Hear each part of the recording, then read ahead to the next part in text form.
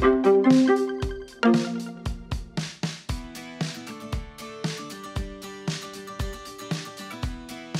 premier auteur auquel j'ai envie en fait de faire référence, c'est Kailua, qui va en fait noter deux formes ludiques distinctes, le ludus dans un premier temps et la païda dans le deuxième temps. Le ludus répond à une exigence d'effort, de patience, de concentration, qui sont des manifestations du plaisir à résoudre un problème et pour lequel existent des objectifs spécifiques et explicites qui vont être utilisés pour évaluer la performance du joueur. Alors, la performance du joueur, on va l'évaluer soit en fait en lui donnant un retour positif, et c'est le cas lorsque vous gagnez des points dans un score, ou un retour en fait plutôt négatif quand il s'agit de perdre des vies.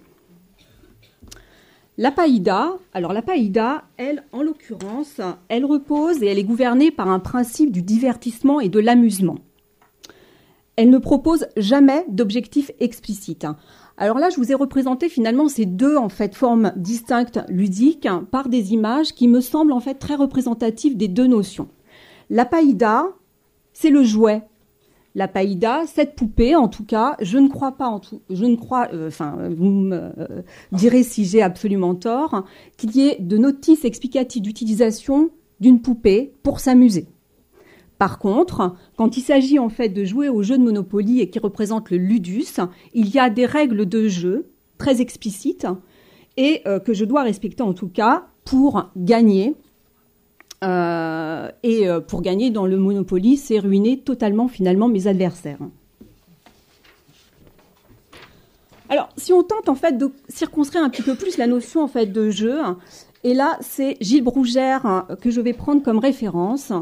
Il définit en fait le jeu comme une fiction. Alors la fiction, c'est ce qu'il appelle en fait le second degré, le faire semblant, le pour de faux. Et cette fiction, elle est structurée par la décision du joueur. La décision du joueur, je décide de jouer, je décide de continuer de jouer, et on s'aperçoit que finalement, le jeu n'est qu'une succession de décisions. Ces deux caractéristiques et critères qui sont absolument fondamentaux ont des conséquences. Alors, plusieurs conséquences, il en nomme 3. Donc la première, c'est une caractéristique qui est associée, c'est l'existence de règles. Et quand il y a existence de règles, il y a existence de modalités de décision. Donc première caractéristique. Deuxième caractéristique, l'incertitude. Il n'y a jamais dans le jeu de prédétermination d'une fin. Je ne sais pas quand le jeu se termine et dans les conditions finalement dans lesquelles le jeu va se terminer. Et la dernière caractéristique, c'est la frivolité. Alors la frivolité est plutôt une caractéristique conséquente. Il y a toujours minimisation des conséquences. On se met à distance des conséquences du jeu. Alors maintenant, sérieux et jeu. Est-ce que les notions sont compatibles ? Si l'on se réfère aux 5 critères que je viens de citer, le serious game, est un jeu dans lequel, en fait, on convoque l'univers de second degré. C'est un jeu dans lequel un joueur prend des décisions, qu'elles soient individuelles ou collectives. C'est un jeu dans lequel, et qui suppose des mécanismes de décision. Il y a des règles. Là, je vais me référer maintenant à Julián Alvarez, qui est un professeur et docteur en sciences de l'information et de la communication et qui a créé de nombreux serious games. Alors, je vais lire. Julián Alvarez dit que le serious game est une application informatique dont l'intention initiale est de combiner à la fois des aspects utilitaires, serious, tels que l'enseignement, l'apprentissage, avec des ressorts ludiques issus du jeu vidéo que l'on appelle les games. Donc, pour résumer, le serious game serait finalement l'association d'un jeu vidéo et d'un scénario utilitaire. Dans notre propos, qui est plutôt orienté en fait formation, le serious game est pris vraiment dans une tension entre la logique du jeu, ce que l'on appelle le gameplay, et la logique d'apprentissage. Mais dans tout ça, le rôle du formateur, où se situe le formateur dans le jeu ? Alors le formateur, lorsqu'il convoque le jeu comme médiation, il a un rôle absolument fondamental. Premièrement, dans la construction du jeu. On ne peut pas, en tout cas, construire un jeu sans relier le dispositif ludiques avec des aspects pédagogiques. Donc il va lui falloir clairement établir un scénario pédagogique et un scénario d'utilisation et de les mettre clairement tous les deux en cohérence. Mais son rôle ne s'arrête pas là. C'est un coach. Alors j'aime bien l'idée en fait du coach parce que le coach ça peut être le formateur ou l'enseignement présent, mais on peut aussi avoir un coach virtuel quand on parle de serious game. Et c'est un coach essentiel de début et de fin de jeu. Alors de début de jeu, pourquoi ? Parce qu'il a un rôle très clé dans la manière d'introduire la situation de jeu dans le cours. Comment je place ce jeu dans un cours ? Et évidemment, il a un rôle essentiel dans la fin de jeu quand il s'agit en fait de débriefer l'activité une fois qu'elle a été terminée. Une notion qui me paraît aussi hyper importante, c'est que le coach, en tout cas, et le formateur, il doit être extrêmement vigilant à la notion de skill play. La notion de skill play, c'est la compétence à jouer. Compétence à jouer des joueurs. Dans la compétence à jouer des joueurs, on entend volonté ou possibilité en tout cas de jouer, de s'inscrire dans l'activité ludopédagogique. Vous aurez toujours des personnes et des apprenants qui resteront un petit peu à l'écart parce qu'ils ne sont pas investis. Vous avez le sentiment en tout cas de ne pas les voir investis, mais c'est pas qu'ils ne sont pas investis, c'est que peut-être ils ont des difficultés à entrer dans le jeu. Et là, il faudra peut-être les aiguillonner un tout petit peu ou les accompagner. J'entendais tout à l'heure accompagner, et c'est absolument fondamental de les accompagner dans finalement le jeu. Bon, pour terminer, le formateur, l'enseignant, le coach doit absolument en fait relier la totalité de cette liaison et assurer le lien entre la dimension pédagogique, le joueur et le jeu pour pouvoir être pleinement, en tout cas, efficace. Je vous remercie.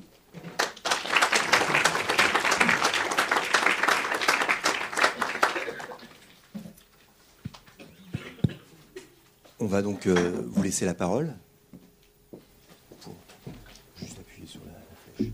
Ok, merci.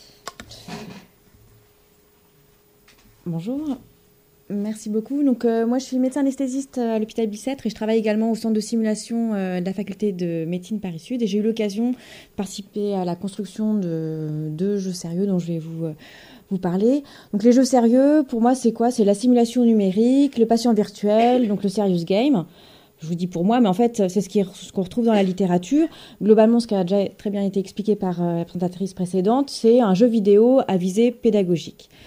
Donc Lio, je vous montrer quelques exemples de jeux vidéo. Coivisto avec pareil un jeu vidéo avec un infirmier qui va prendre en charge un patient à l'hôpital. Ou sinon il y a aussi des serious games autour de consultations plus médicales. Il y en a aussi plein d'autres avec des jeux vidéo qui sont en fait vraiment des petits bonhommes, mais vraiment au sens jeu proprement dit, avec toujours un objectif pédagogique derrière. J'ai eu la chance de participer à l'élaboration de deux jeux sérieux. Un pour les étudiants en médecine sur la prise en charge d'urgences neurologiques aux urgences, dont je ne vous parlerai pas, mais un autre que je vais vous détailler un petit peu, puisqu'on m'a demandé un petit retour d'expérience là-dessus, c'est un jeu vidéo pour les étudiants infirmiers, la For Games Warning. Donc ce jeu-là a pu être construit et être élaboré grâce à un projet ARS qui a été déposé en 2014 et donc en collaboration, donc notre centre de simulation et en collaboration avec 4IFSI et bien sûr un développeur, on a construit ce jeu sérieux. Les objectifs pédagogiques étaient doubles. Alors tout d'abord, c'était un jeu, je vous l'ai dit, pour les étudiants infirmiers, mais quelque part, tout infirmier qui veut aussi continuer à se former peut jouer à ce type de jeu. Et le joueur, ça va être l'infirmier qui va prendre en charge des patients dans différents environnements. L'objectif pédagogique, les deux sur lesquels on a travaillé, le premier, c'était la détection de l'aggravation de l'état clinique d'un patient. Et le deuxième, c'était de commencer à se former à l'utilisation d'un outil SAED, situation, antécédent, évaluation, demande, qui est un outil de communication lors de la communication interprofessionnelle. Pour ça, on a développé 4 cas cliniques assez typiques, mais qui permettaient de voir tous les champs de la détection de l'aggravation clinique d'un patient. Le premier, c'était une hémorragie en post-opératoire. Le deuxième cas clinique, c'était une déshydratation d'un enfant aux urgences. Le troisième cas clinique, c'était un patient en EHPAD dément qui avait chuté 48 heures avant et qui, au cours du jeu, va se dégrader sur le plan neurologique suite à son traumatisme crânien. Et le dernier, c'était un patient hospitalisé en psychiatrie qui avait une occlusion digestive. Donc tout le long de ce jeu, l'étudiant va progressivement s'occuper d'un patient et je vous montrerai à la fin un petit film, si j'ai le temps, un petit film pour vous montrer un peu plus précisément l'environnement.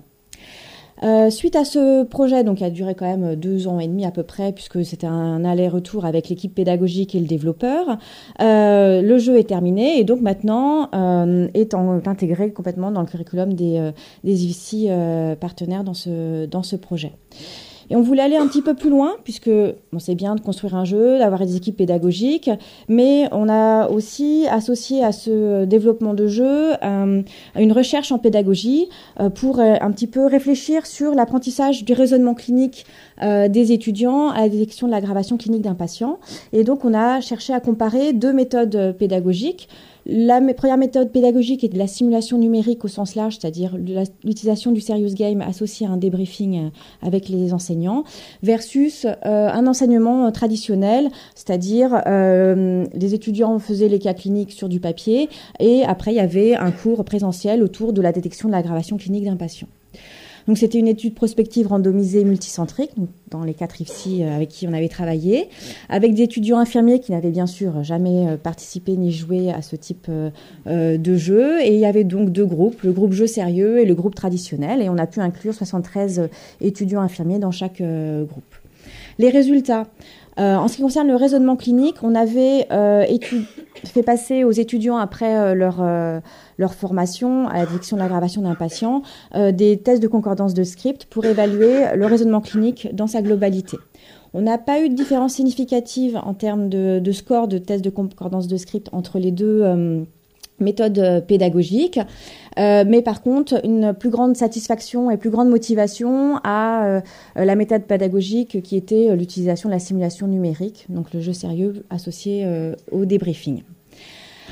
Pour revenir un petit peu sur nos résultats et ce qui est fait un peu dans la littérature en ce qui concerne le raisonnement clinique et l'utilisation des jeux sérieux, dans les différentes revues de la littérature, il y a les nombreux jeux sérieux qui ont été développés, qui ont été testés, montrent une efficacité dans la formation des professionnels de santé, mais c'est difficile d'en tenir pour l'instant des conclusions complètement précises. Ce sont souvent des jeux sérieux autour de la prise de décision, du tri, du diagnostic ou du traitement.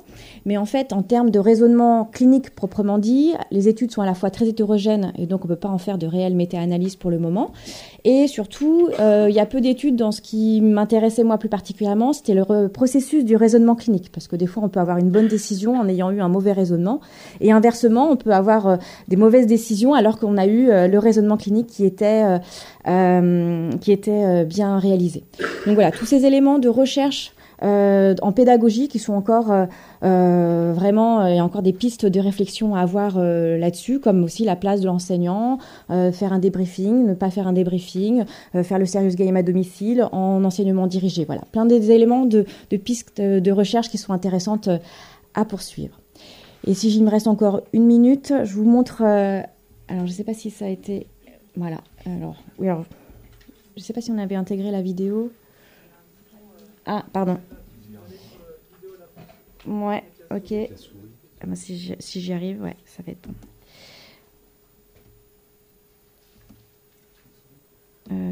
Toc.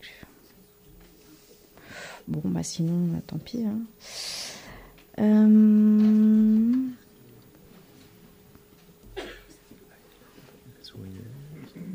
Bah ouais, mais j'ai...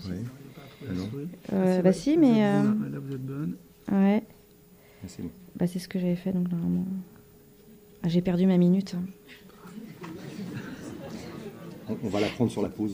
Oui. Bon, sinon, c'est pas grave. Globalement, c'est comme la plupart des jeux sérieux, c'est un environnement virtuel et on décrit soit la chambre d'un patient dans un hôpital ou en EHPAD. Et puis, le joueur est donc un infirmier qui va donc jouer son propre rôle et il peut interroger le patient, l'examiner, également recueillir les données dans le dossier de soins.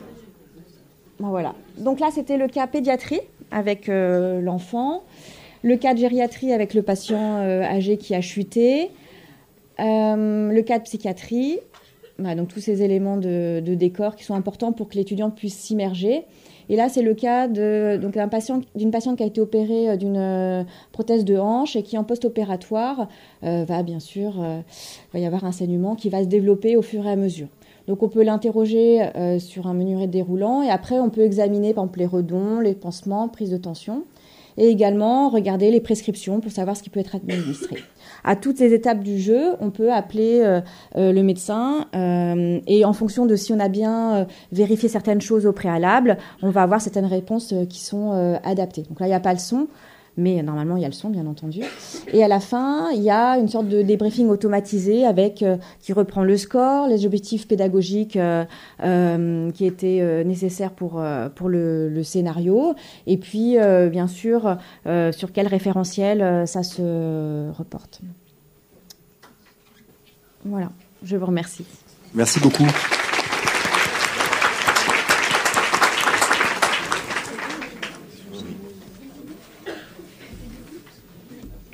On va passer à la présentation suivante.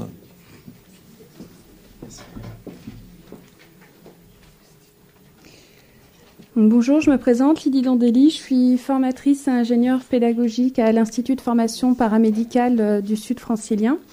Aujourd'hui, je vous fais un retour sur l'apprentissage inversé que l'on a déployé notamment en raisonnement clinique, mais aussi sur d'autres enseignements. Donc, je vais d'abord reprendre comment on m'a présenté, moi, l'apprentissage inversé à la base, comment nous enseignons à la base le raisonnement clinique et comment on a fait le choix de progresser vers un apprentissage inversé. Donc, je vous ai repris le modèle de l'apprentissage traditionnel ou plutôt d'une pédagogie alignée. Donc, ce qui était fait auparavant chez nous, en fait, c'est qu'il y avait des cours magistraux qui étaient faits sur ce qu'était le raisonnement clinique. Donc, qu'est-ce qu'était le concept de raisonnement clinique, qu'est-ce qu'était le modèle trifocal, voilà. Donc, tout était fait en cours magistral. On demandait aux étudiants de revoir ces modèles, ces cours aussi à la maison, de les apprendre. Et ils revenaient en cours pour faire de l'application, c'est-à-dire qu'ils travaillaient sur des cas cliniques littéraires et pour appliquer ces méthodes. Quand j'ai commencé à travailler avec ma collègue dessus, elle m'explique qu'elle a l'impression que ça prend pas bien, qu'ils sont pas très motivés, mais cela dit, les résultats aux évaluations étaient plutôt corrects. Mais nous, ce qu'on cherchait, c'était à avoir de l'engagement de la part des étudiants dans cet enseignement. Donc, j'ai rencontré un collègue qui est à Rouen, Loïc Martin, qui a commencé à m'initier à l'apprentissage inversé et qui m'explique que c'est un inversement des espaces et des temps. Donc là, je reprends sur ce que Marcel Lebrun fait en apprentissage inversé, sur ce qu'il appelle la classe inversée. Et il explique qu'en fait, c'est un inversement des temps et des lieux d'apprentissage. Donc le premier choix qu'on fait en fait, c'est au lieu de faire des cours magistraux en présence avec les étudiants dans un amphithéâtre, on fait le choix de réduire ces cours magistraux en vidéo, donc de faire des vidéos assez courtes qui font moins de 10 minutes à ce moment-là quand on se lance, et de les diffuser aux étudiants. On leur donne une tranche horaire en leur disant de telle heure à telle heure, on peut aussi répondre à vos questions sur ce cours. Donc ça, c'est un premier temps de l'apprentissage inversé, c'est le premier niveau. Ensuite, on fait le choix de revenir à l'Institut, de travailler en TD, toujours à ce moment-là, sur des cas cliniques littéraires. Donc là, il nous renvoie encore une fois que les cas cliniques écrits, ça leur plaît pas beaucoup. Et on fait le choix aussi, cette fois, de faire un renforcement à la maison, c'est-à-dire qu'ils ont un TPG où ils peuvent retravailler sur ces cas cliniques. C'était le premier niveau. Ça commençait à leur plaire qu'on laisse le choix d'être à la maison, de visionner les vidéos quand ils souhaitaient, de pouvoir répondre à leurs questions en ligne sur un temps donné. On a décidé de passer à un niveau au-dessus. Et là, on a inversé totalement l'enseignement de raisonnement clinique. C'est-à-dire qu'on s'est retrouvé en ligne, on ne donnait plus de cours magistraux, et c'est ce qu'on fait aujourd'hui. On ne donne plus du tout de cours magistraux en raisonnement clinique. On a fait le choix dans la conception que ce soit nos étudiants qui construisent leur savoir sur le raisonnement clinique. Donc, ce qui veut dire qu'on se retrouve sur une plateforme d'enseignement en ligne qui est gratuite, qui nous permet de poster des demandes. Donc, cette plateforme, elle reprend la configuration de Facebook pour pas perturber les étudiants dans l'usage. Comme c'est un usage qu'ils ont, eh bien, on reprend une plateforme qui a la même configuration. Donc, on met un post et ils commentent. Donc, le post va venir poser des questions pour que les étudiants fassent des recherches et qu'ils ramènent les réponses. Avec ça, en fait, ils construisent une fiche comme s'ils avaient eu le cours, sauf que c'est eux qui construisent le cours. Donc ça, c'est un principe que Jean-Charles Caliez, si vous connaissez, a lancé depuis quelques temps. Donc c'est un enseignement d'université qui explique à ses étudiants qu'il fait une classe do it yourself. C'est eux qui font la classe. C'est à eux de faire. Donc là, en fait, ces étudiants construisent leur savoir théorique en ligne et en groupe. Donc on a des moments déterminés où on se retrouve de 10h à 12h en ligne pour aujourd'hui voir ce qu'est par exemple le concept de raisonnement clinique. À partir de là, nous, on fait le choix de concevoir ce temps en ligne. On récolte aussi certaines données, donc on va avoir gardé en réserve des vidéos, des textes qui pourraient aider les étudiants à un moment donné où ils peuvent se trouver freinés. On revient ensuite en cours. Donc, juste après la production en ligne, ils ont une fiche synthèse de ce qui a été fait en ligne. Donc, ils gardent une trace de ce qu'on a pu faire et puis ils peuvent retourner sur cette plateforme pour retrouver tous les échanges. Nous revenons en cours. Cette fois, on a fait le choix de ne plus passer sur des cas cliniques littéraires. On a fait le choix de passer à la conception de dossiers de patients. Donc, on a repris le format de dossiers de patients de notre hôpital et on les complète. En fait, ça permet aux étudiants de rechercher des données dans le dossier, de manipuler un dossier. Pour des étudiants de semestre 1, c'est assez intéressant puisqu'ils n'ont pas encore vu de patients, ils n'ont pas encore vu de dossier de patients. Ça leur permet déjà de commencer à manipuler ces éléments-là. Le troisième temps, c'est un second dossier de patient que l'on donne, que l'on a conçu et qu'ils vont avoir aussi tout le temps à la maison. Donc, ils ont des éléments de correction qui sont donnés. Ils peuvent le retravailler seuls ou en groupe et on leur laisse ce temps pour consolider leur savoir. Donc ça, c'est une première chose. Après, il y a les outils que l'on sollicite. Donc, il y a cette plateforme d'enseignement en ligne que l'on utilise à distance. On va utiliser aussi ce qu'on appelle donc des petites applications de jeu qui vont permettre aux étudiants de s'entraîner. Par exemple, je pense aux transmissions ciblées.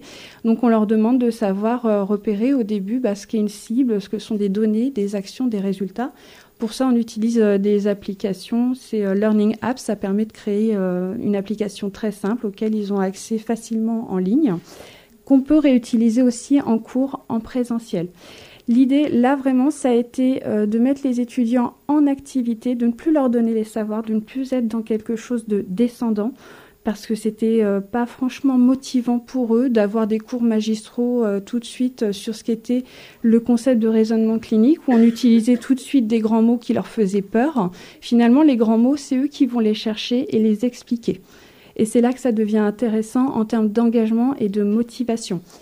En termes de résultats sur les partiels, nous, on a regardé nos résultats et l'évolution.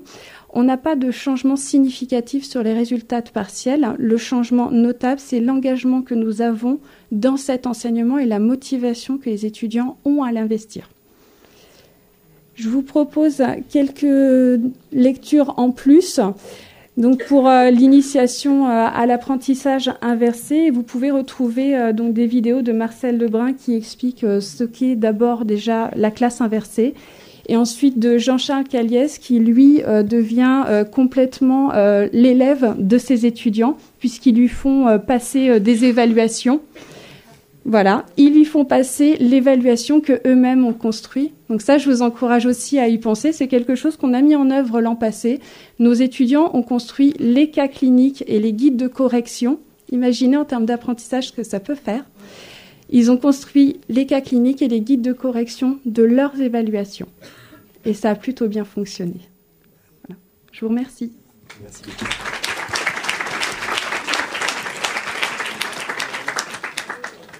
On va enchaîner sur la présentation de l'équipe d'Henri Mondor, Monsieur Philippe Paul et Madame Krasinski.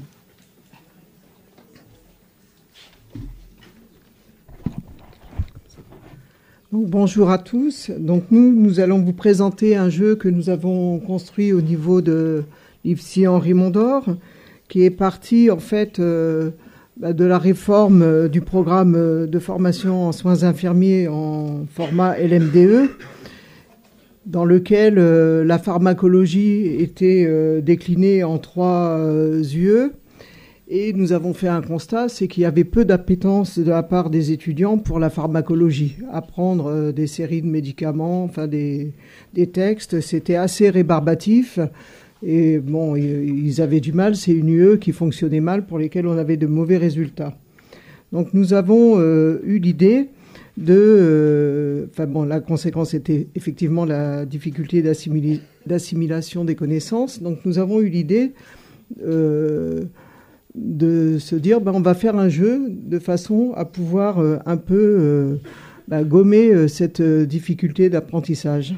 C'est-à-dire par le jeu, on est dans le jeu, comme le disait Madame Euzet tout à l'heure, et on va se prendre au jeu. Et puis voilà. Donc nous avons construit un jeu de société, c'est un jeu de plateau de type quiz, dans lequel il va y avoir 6 familles de thérapeutiques. Donc nous avons des cartes à jouer. C'est un peu le même format que le Trivial Poursuite. Donc le kit du jeu comprend un plateau, un dé bien sûr, 6 seringues. Donc les seringues vont servir de support pour engranger les récompenses obtenues par le groupe.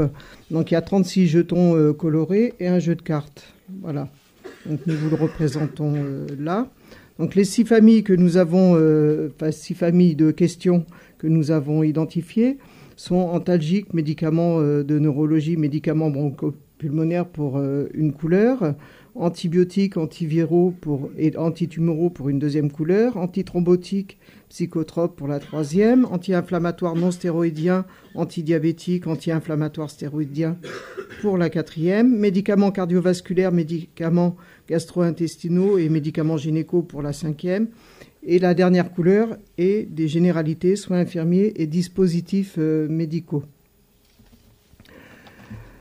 Donc les objectifs pour nous, c'était de renforcer la motivation des étudiants par le jeu, de masquer l'effort ou la difficulté au regard de l'apprentissage et, le dernier point, de renforcer les acquis. C'est-à-dire en jouant, il fallait mobiliser des connaissances de façon assez instantanée par groupe de 4, mais je vais laisser la parole à mon collègue. Il fallait aussi repérer les familles thérapeutiques et leurs interactions, identifier puis expliciter les risques et dangers de certaines thérapeutiques, et puis tout ce qui concerne la surveillance infirmière au regard des thérapeutiques. Donc nous avons au départ organisé ce jeu en 2e année parce que il y avait une grosse difficulté dans l'intégration des connaissances en pharmacologie.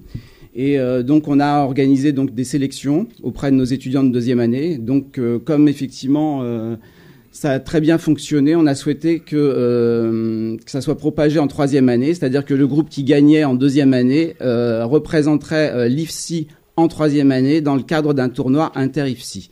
Et dans le cadre d'un tournoi inter-IFSI au sein de l'université Paris-Est Créteil.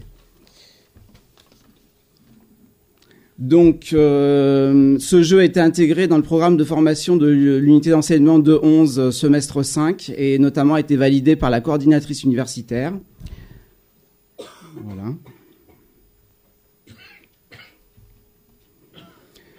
Nous souhaitions quand même l'objectivité par rapport à ces cartes parce que ces cartes, toutes ces questions, elles sont faites effectivement, une fois qu'elles sont faites, savoir si elles seront réellement objectives et il faut effectivement le faire valider par une veille scientifique.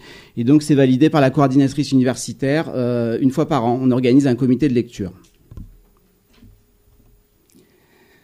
Nous avons bien entendu, on fait appel à des sponsors par rapport à ce tournoi de pharmacie où il y a effectivement une émulation parce qu'il y a des lots à gagner en 2e et en 3e année. Et nous avons la chance d'avoir notamment les éditions Elsevier Masson qui participent et qui ont d'ailleurs commercialisé le jeu. Et nous avons aussi fait l'objet d'un projet enseignement et pédagogie dans le supérieur, donc pour lequel nous n'avons pas été pour l'instant retenus, mais rien n'est à perdre. Voilà, donc je refais une petite pub pour les éditions Elsevier Masson qui nous ont commercialisé le jeu et pour lequel nous avons différentes IFSI qui sont prenantes. Notamment, j'ai été contacté par l'IFSI de Nantes, l'IFSI de Perpignan. Donc, il y a différentes IFSI du point de vue national qui sont intéressées par ce jeu. Nous, notre objectif aussi, c'est quand le tournoi a lieu, on souhaite que le public participe. Et pour l'instant, on est à l'étude sur des boîtiers qui permettraient au public de pouvoir voter par rapport aux questions. Nous vous remercions de votre attention.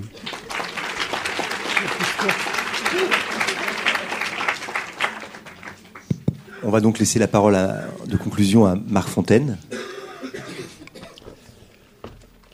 Donc, avant de commencer, je voulais juste, parce qu'on ne l'a pas fait et c'est quand même important, remercier le CIDOC pour le document que vous avez dans les pochettes sur la charte au niveau de la démarche qualité pour les structures documentaires en santé.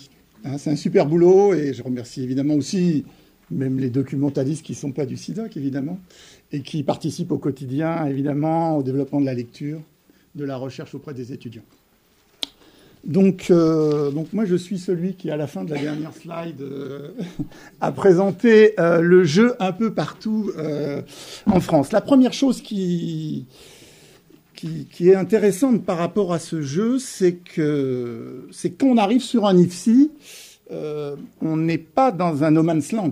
Il y a déjà partout en France.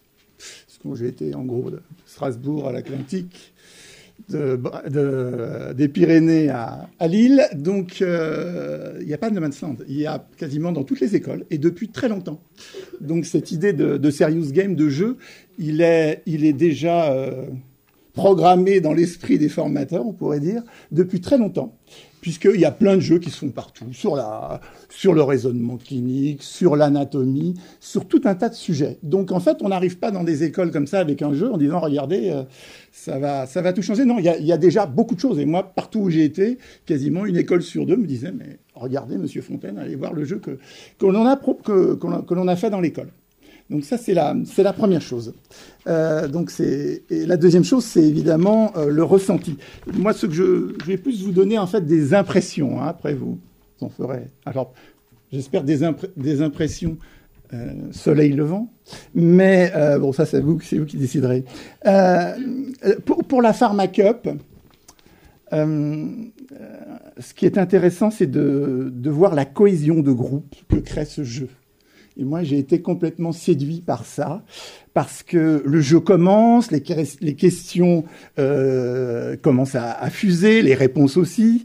Petit à petit, les questions se complexifient. Hein, l'étudiant qui était le plus affirmatif commence à reconnaître ses propres lacunes. Celui qui hésitait ose maintenant proposer une ébauche de questions. Les confrontations des différents points de vue s'opèrent. Et celui qui a réponse à tout expliquer explique aussi ou aide celui qui n'a des réponses à rien. Les mécaniques s'enclenchent, les visages joyeux, mais à l'affût, compétition oblige, attentifs et gais. Une sorte de gai savoir nietzschéen règne sur l'IFSI. L'allégresse lucide de connaissance. C'est très plaisant à observer et très réconfortant à voir. On peut dorénavant rire et apprendre en révisant son UE de pharmacologie grâce à la PharmaCup. Le deuxième thème que je vais aborder, c'est là aussi sous forme d'impression, c'est sur la complémentarité des supports de connaissances. Il y a un mois, j'étais évidemment pour la PharmaCup et puis pour les livres, sur une école, et j'ai un enseignant qui vient vers moi, que je connais depuis quelques années, qui me dit « Marc, tu sais, j'ai créé une nouvelle pédagogie. » Ça, je l'entends souvent, donc je me dis « Bon, il va encore me proposer un jeu. » Eh ben non, il me dit « J'ai prescrit un livre à mes étudiants. » Alors là, je prends peur. Je recule un peu, je me dis « Oula, qu'est-ce qui se passe ?» C'est un tremblement de terre. Je lui dis « Ouais, t'es vraiment courageux, hein, parce que c'est quand même de plus en plus rare. Hein. Et puis en plus, t'as pas peur, avec des étudiants autonomes, quand même, prescrire un livre, c'est un peu du totalitarisme pédagogique. » Alors là, l'enseignant me dit « Mais non, Marc, voyons, Pas du tout, c'est eux qui le réclament. Ils veulent des références. Hein. C'est la complémentarité des supports de connaissances qui compte. Livres, simulations, smartphone, TD. Ça, je ne connaissais pas encore, je ne sais pas si vous l'avez déjà fait. Classe inversée, jeux sérieux, revues, applications.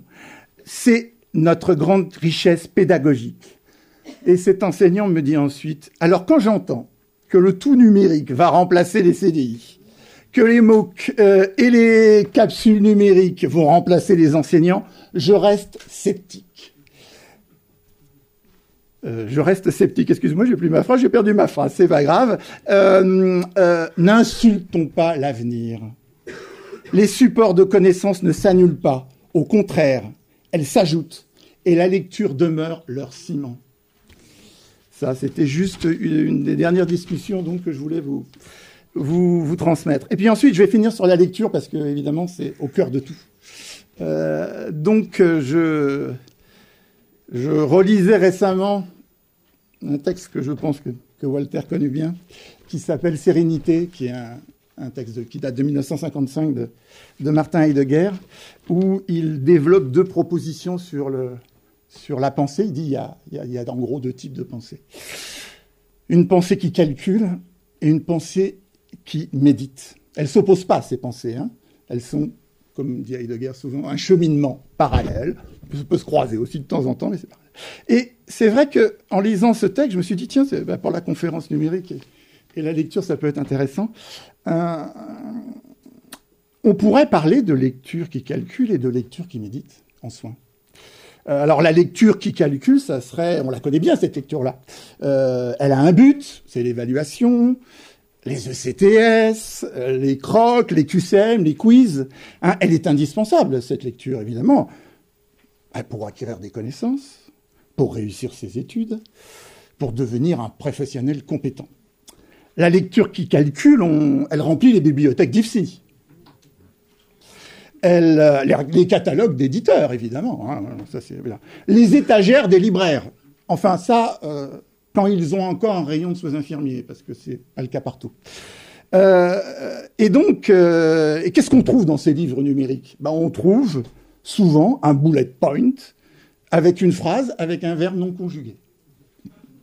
Et puis, il y a l'autre lecture, la lecture qui médite. Alors elle est pas adaptée, hein, je le dis tout de suite. Elle est pas adaptée du tout, elle est longue, elle est lente, le verbe est conjugué, c'est quand même un truc un peu atroce. Il y a de la ponctuation, pourquoi ? Je ne sais pas. Maintenant elle servira pour le mémoire de fin d'études. Hein, donc alors là, il n'y a rien à dire, bravo.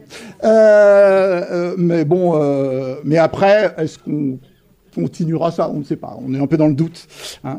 Elle représente une faible part sur les étagères, une plus faible part sur les étagères des CDI et dans les catalogues des éditeurs. Et pourtant, cette lecture qui médite tente de répondre au sens du soin. Et dans cette période difficile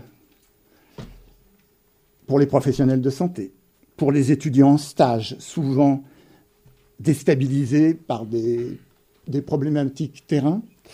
On parle beaucoup de souffrance éthique, hein, c'était des mots qu'on entendait beaucoup. Et puis surtout, quand on pense que 30% des jeunes diplômés quitteront avant 5 ans le métier d'infirmier, ne serait-il pas essentiel de replacer une lecture qui médite au cœur du soin ?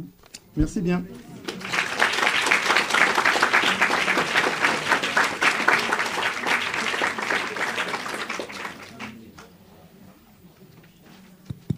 On va faire comme tout à l'heure, on va passer directement aux questions de la salle. Donc n'hésitez pas à lever la main pour poser des questions.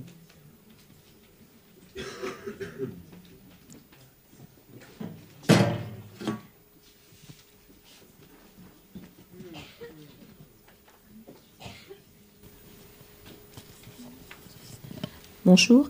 Ma question s'adresse à Lydie Dondely. Je voudrais savoir si la façon d'enseigner le raisonnement infirmier tel que vous nous l'avez présenté permet de modifier en fait l'intégration en stage et l'acquisition en stage des compétences sur ces domaines-là. Alors, ça permet de modifier, je ne sais pas, en tout cas de préparer les étudiants à certaines compétences. Donc, je parlais tout à l'heure des supports qu'on utilise. Donc, par exemple, ils ont déjà en fait manipulé une part des supports avant d'aller en stage. Donc, pour la recherche de données sur leurs patients, ils ont déjà moins d'appréhension à aller prendre des dossiers à manipuler et à comprendre ces documents. Donc, ça, c'est une première chose.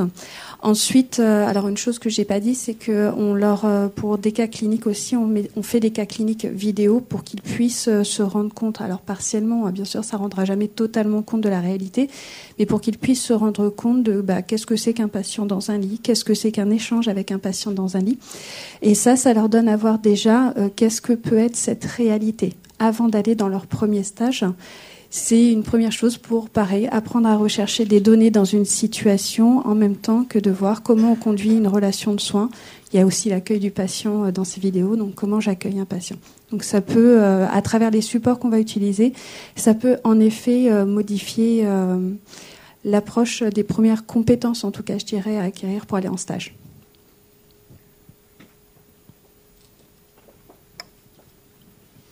Bonjour, moi je suis Esther Bachereau, documentaliste aux Hospices civils de Lyon. Je m'adresse aussi à vous, Lydie Dondelli. Je m'interrogeais sur les classes inversées aussi, et puis comment vous faisiez pour apporter aussi la lecture, et le goût de la lecture avec les classes inversées. C'est une problématique qu'il y a aussi à l'IFSI à Lyon. Voilà. Et puis je me demandais aussi le passage avec le nouveau programme, avec les processus, les spécialités cliniques. Je ne sais pas comment vous articulez ça. J'ai l'impression que les étudiants ont un besoin d'ouvrages en spécialité clinique qui n'ont pas en processus, qu'il y a une espèce de décalage avec ce qui se passe à l'hôpital. Les étudiants en médecine étudient par spécialité clinique. Et donc, du coup, je m'adresse aussi peut-être à l'éditeur. Voilà, je ne sais pas comment nous, documentalistes, on peut soutenir, accompagner les étudiants. Nos formateurs appellent ça les fausses classes inversées. Ça se rapproche un peu de ce que vous faites, mais je sais pas. Voilà. Alors, pour le coup, j'expliquais tout à l'heure que il arrive en fait à chaque fois qu'on fait un temps, par exemple, en ligne de construction de savoir, comme je vous ai dit, on part de rien, c'est-à-dire qu'on fait le choix qu'il n'y ait pas de vidéo avec des savoirs que nous on transmettrait aux étudiants, c'est à eux de construire leur savoir. Dans cette construction des savoirs, justement, on les pousse et on leur donne des liens pour qu'ils aillent dans les bases de données de l'université, qui est abonné chez Elsevier, et pour qu'ils aillent faire des recherches sur ces bases de données, en fait. On va leur donner des chemins, des clés, pour aller rechercher et lire des articles, par exemple, sur, qu'est-ce que c'est que le concept de raisonnement clinique. Ça peut être tout simplement ça. Alors, on va faire des choix d'articles courts, évidemment, parce que c'est un temps de 2 heures, donc on ne peut pas passer beaucoup de temps sur cette lecture. Mais en tout cas, on va mixer. On va mettre autant de la lecture que du visionnage de vidéos. Voilà, ça peut être. On utilise différents supports. Bonjour, merci beaucoup à toutes les deux. Je voudrais revenir sur l'évaluation. J'ai eu l'impression, en vous écoutant toutes les deux, qu'il y avait un point commun. C'est que quand ensuite vous essayiez d'évaluer ces nouvelles méthodes, vous trouvez, d'une manière générale, que les étudiants sont très contents, mais quand on regarde l'évaluation, en fait, il n'y a pas de différence entre la méthode conventionnelle et la méthode classique. Ma première question, c'est est-ce que vous avez été déçu de ne pas mettre en évidence la supériorité de la nouvelle méthode, ce qui serait pour un chercheur normal. Enfin, les faits sont les faits. Et je vais vous dire une chose, par exemple, la décision médicale partagée en médecine, on se dit ça doit améliorer l'observance. Mais quand on regarde les méta-analyses qui ont été faites, il n'y a pas d'effet sur l'observance. Mais en fait, je pense que c'est parce qu'on ne pose pas la bonne question. Et le plus difficile, c'est de poser la bonne question.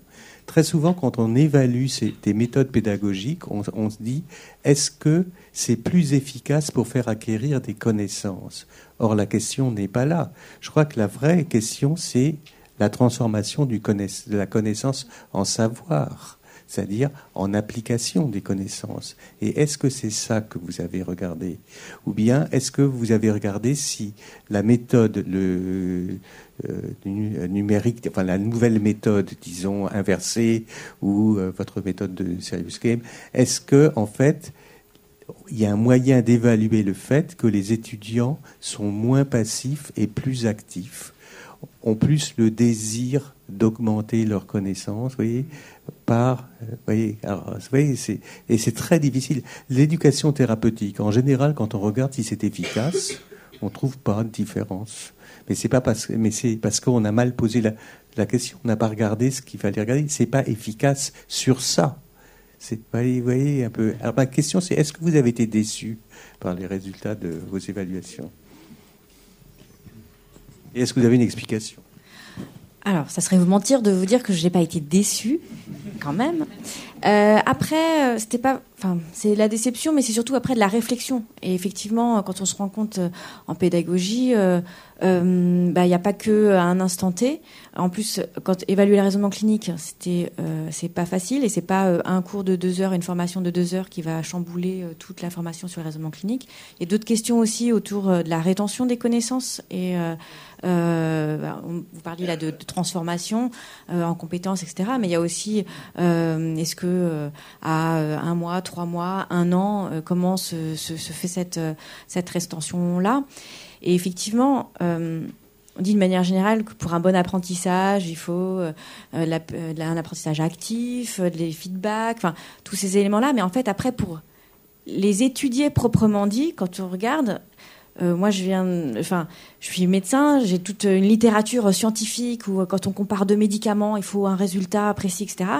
Et c'est vrai que toute la littérature autour de la pédagogie est assez différente. Et c'est difficile des fois d'avoir des résultats quantitatifs proprement dit. C'est un ensemble de résultats et de processus. Et déjà, rien que ça paraît bête, la satisfaction, la motivation, mais en tout cas des étudiants qui sont plus engagés dans leur apprentissage, c'est aussi déjà un résultat qui est intéressant. Et je pense que aussi, c'est un peu ce qu'on voit là, c'est que finalement, il n'y a pas une méthode, enfin un outil pédagogique qui va révolutionner les choses. Et c'est l'enseignant aussi a un impact en tant que tel. Enfin, ça va être tout un ensemble et c'est difficile d'uniformiser aussi ce type d'enseignement. Donc c'est une réponse un peu partielle, mais voilà. J'étais déçue, mais partiellement. J'étais allée lire avant, en fait, sur le sujet pour savoir s'il y avait une progression, par exemple, dans les résultats d'évaluation. Et donc, j'avais lu notamment André Tricot sur l'innovation pédagogique, qui a écrit justement sur les mythes de l'innovation pédagogique, et notamment sur l'idée que la classe inversée ferait mieux apprendre. Donc, j'ai pas été forcément déçue en voyant les résultats d'évaluation parce que je m'y attendais. Après, aujourd'hui, c'est cette difficulté-là qu'on a, c'est de voir qu'est-ce qu'il reste de tout ça. Pour moi, c'est encore récent puisqu'on a totalement inversé ce processus en 2018. Donc, ça fait trop peu de temps pour moi pour que je puisse voir ce qu'il en est. Mais clairement, c'est quelque chose que j'aimerais pouvoir mesurer maintenant. Mais la recherche du petit P inférieur à 0,01 n'est pas forcément le plaisir absolu dans la vie. Ça, c'est du quantitatif pur, alors que vous êtes dans le purement qualitatif. Je me rejoins complètement. D'ailleurs, moi j'ai eu l'occasion dans ma collection de livres de publier une recherche qui a été faite par une directrice d'IFSI et un formateur. Et justement, l'évaluation, c'est le plaisir et la motivation. On est en recherche qualitative, d'accord ? On est en recherche qualitative, on n'est pas en recherche quantitative. Et je pense que c'est extrêmement important. Donc, on l'a publié et il y a une deuxième recherche qui a été faite par un formateur, et j'espère qu'elle sera publiée chez Selver Masson, parce qu'on a du mal à la faire publier alors que c'est quelqu'un qui écrit super bien et qui, avec des résultats pour moi tout à fait probants, qui sont effectivement la continuité de ce développement du plaisir et de la motivation c'est la simulation en santé, hein. C'est pas le serious game, mais enfin ça rejoint quand même beaucoup. C'est la simulation en santé. Et là, il a fait un travail de recherche avec des étudiants qui avaient donc eu la simulation en santé pendant la formation, et il voit la continuité de la motivation et de l'évolution du plaisir en étant infirmier débutant. Et ça, je trouve ça extrêmement intéressant. Ça, c'est de la recherche qualitative. Donc je pense qu'il faut quitter le quantitatif avec des travaux comme ça. Je voudrais juste rajouter un petit élément pour compléter ce que vous venez de dire tous les deux.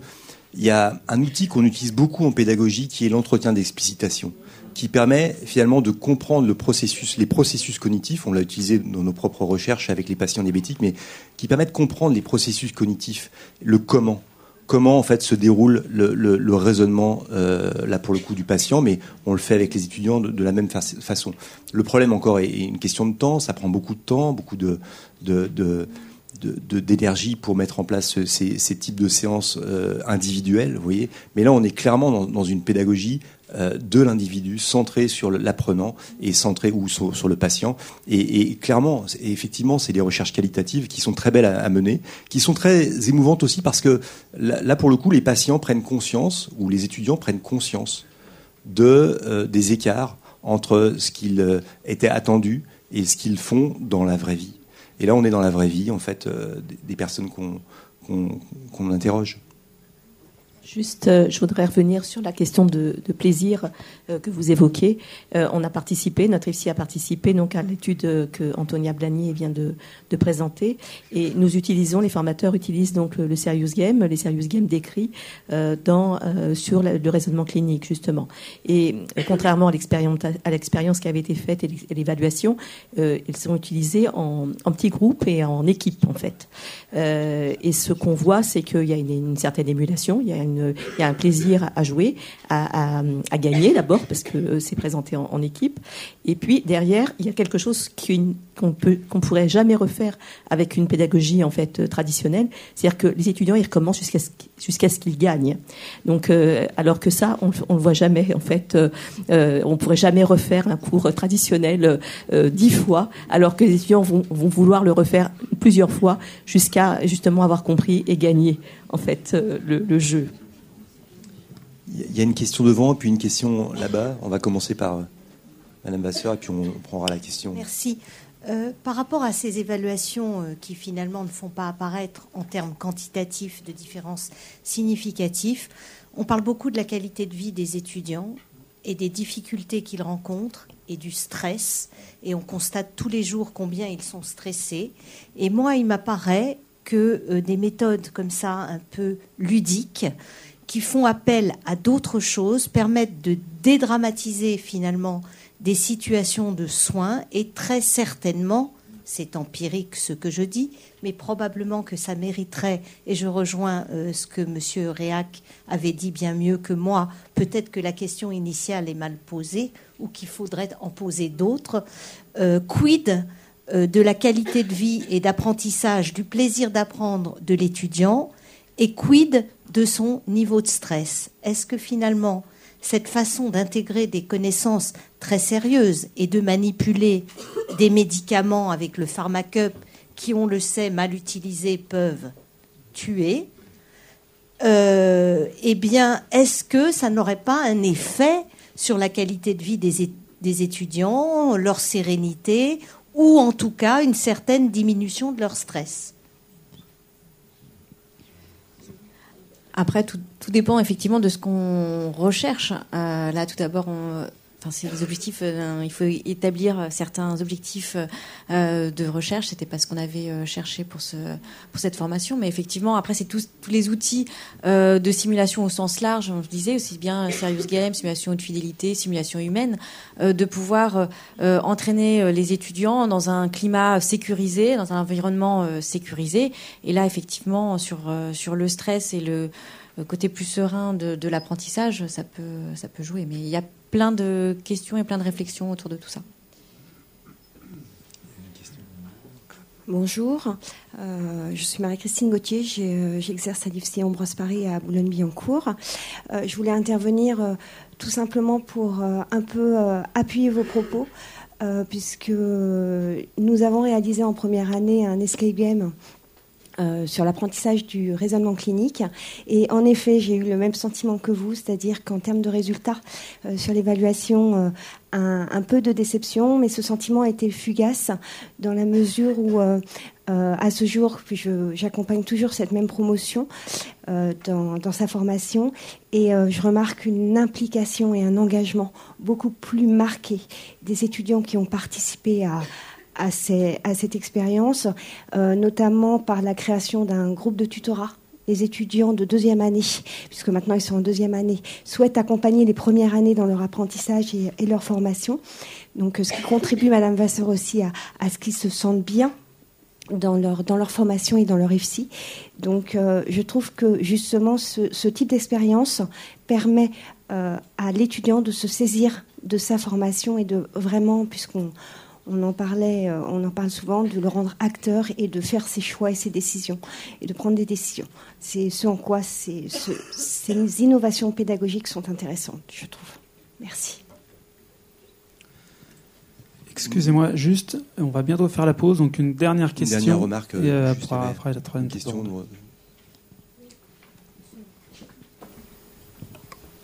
Plus qu'une question, c'est une réflexion qui me vient suite à vos propos. Je suis formatrice en IFSI également. J'avais déjà envie de rebondir sur l'intervention de M. Esbin, parce qu'on est quand même assez limité par le prescrit au niveau justement des possibilités pédagogiques qui ouvrent au plaisir, au ludique et surtout sur l'évaluation, qui est quand même dans le référentiel infirmier, c'est 59 temps d'évaluation. C'est important. On parle de la qualité de vie étudiant. On parle aussi de l'innovation pédagogique. Mais il faut savoir ruser avec le prescrit. Voilà. Merci beaucoup. On va conclure. Simplement, en fait, j'aimerais que vous fassiez un tonnerre d'applaudissements pour l'ensemble des intervenants de cette première session et de cette deuxième.